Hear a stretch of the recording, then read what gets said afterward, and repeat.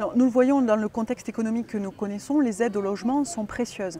À la fois les aides personnelles, c'est-à-dire les aides pour les bénéficiaires pour avoir accès au logement. Et je rappelle que les bénéficiaires des APL ont pour plus de la moitié un revenu inférieur au seuil de pauvreté et pour plus de 80% des revenus inférieurs au SMIC.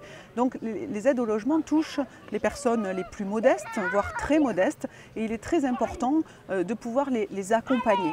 Je considère aussi que le soutien à la production de logements, c'est-à-dire le prêt à taux zéro dans le neuf, dans l'ancien, les dispositifs d'investissement locatif sont utiles pour agir sur l'ensemble des segments du marché du logement et permettre de fluidifier les parcours résidentiels. Il faut soutenir le logement social résolument, bien sûr, avec des logements très sociaux, mais aussi l'accès à la propriété, avec des mécanismes qui, de mon point de vue, ont été réduits à un moment où il ne fallait pas le faire, parce que le marché n'était pas suffisamment stable, suffisamment soutenu, et que la croissance n'était pas là de manière pérenne.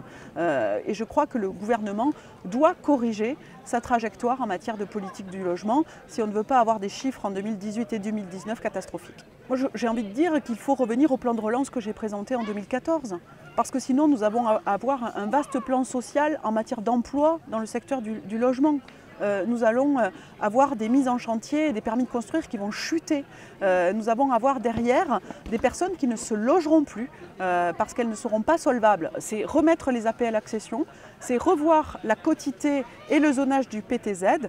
Et enfin, retoucher le dispositif d'investissement locatif qui porte mon nom en revoyant le zonage abaissé sûrement, mais en le faisant au plus juste et au plus près des spécificités des territoires.